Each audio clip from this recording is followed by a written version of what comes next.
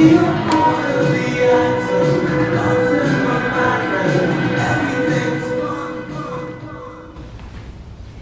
you ever played the game Chutes and Ladders? Sometimes you're climbing up ladder after ladder, and then poof, the one roll of the dice takes you plummeting all the way back to the beginning. You're never sure if you're winning or losing until the very end. I used all sorts of strategies. I'd shake the dice quickly and I'd throw them like they were hot stones, or I would roll them around in the palms of my hands slowly and let them fall gently to the board. But it never changed anything. I was still trying to get an unpredictable game to obey my will. My life for 22 years was a living version of Chutes and Ladders. It started my sophomore year when Mr. Witty walked into my life. I was working in the photo lab, and I was wearing a long black plastic apron that reached almost to the ground and fully covered my rather short mini and tank top. This cocky guy sauntered in, introducing himself as the new sports photographer. A pretty bold statement for a freshman. And immediately, I was both repulsed and captivated by his confidence.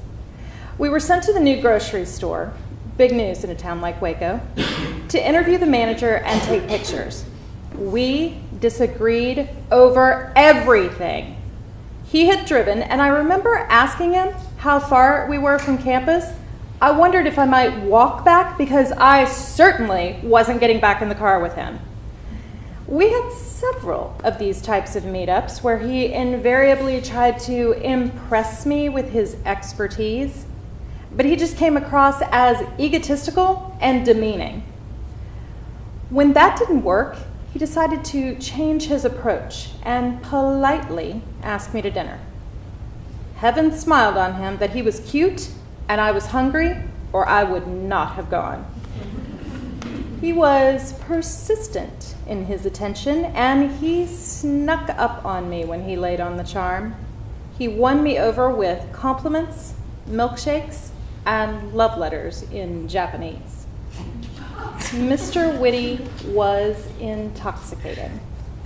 We dated for 3 years, and with him, life was a party. So, we got married. At first, it was fun, even when it was hard. I was experiencing life with a capital L, and Mr. Witty showed me things that I found I loved. We went to concerts at little dive bars. We stayed up late and went to work tired.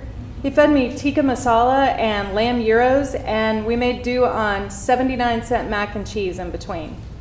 I loved the excitement of our everyday life, and you might say I was addicted to it. Mr. Witty was smart and funny, and everyone loved him. He made friends, and then he made money. And now we could see the world. We went to France and Italy, Ireland, and Norway. New York City was a second home. In the beginning, it was a game to find an Irish pub wherever we went. They always served the same thing: friendly faces and whiskey. It was fun that bartenders knew our name. But here's the problem. Excitement's twin sister is drama. And let me warn you, they look a lot alike. Soon, every event was tarnished from the beginning by my thoughts of when and how the drunken drama would appear. 5 years into our marriage, we had our son. That was a game changer, for me at least. Suddenly, my husband's fun side became irresponsible and even dangerous. Our son was a week old that first Friday when my husband and new father announced that he was stopping by to see the usual happy hour crew. I didn't have a problem with that, right? I felt lost those first days as a new parent. And at that moment, I felt completely alone too. My husband and willing partner in the idea of having a child seemed unaffected by fatherhood. Despite rising tension between us, Mr. Witty was still confident. Confident in making $1 million, confident he didn't have a drinking problem, and confident that I was the only problem in the relationship. And he usually made me believe that was true. After all, everyone else still thought he was funny and in control. But I saw the real him. The liquid confidence he used to hide the fear. Maybe the reality of how much work a child is loomed too large. Or maybe he was afraid that responsibility would change him into someone who wasn't exciting, who didn't remember fun. But now I was afraid, because his confidence was a sham. And the only thing I could be sure of was that the drinking was continuing and getting worse. I tried everything to save him and stop him from drinking. I pleaded with him to stop for his health's sake.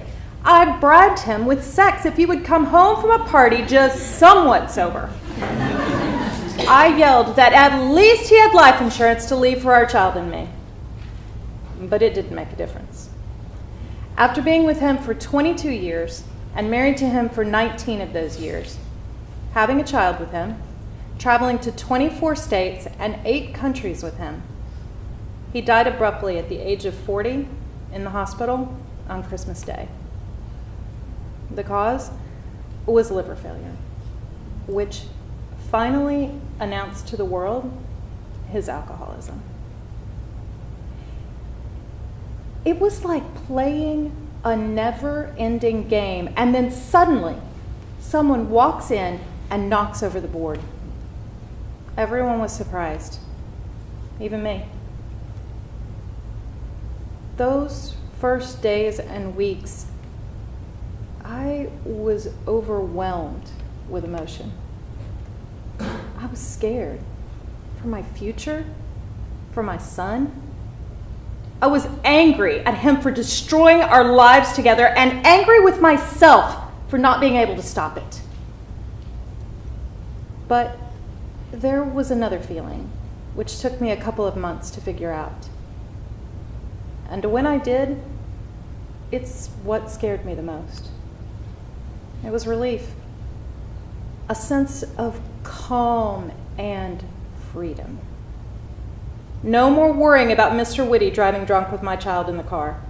No more hiding embarrassing secrets about how bad things truly were. I could stop holding my breath and waiting for the worst. It had come, and I was still here. But that sense of relief brought guilt with it.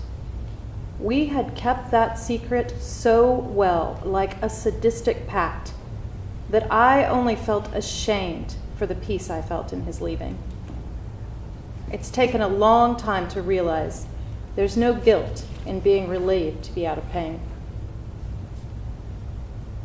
Maybe, after all those years of trying to save Mr. Witty, his death saved me. That last roll of the dice at Christmas 3 years ago took me down a long slide and ended my 22-year addiction. It took me back to a start.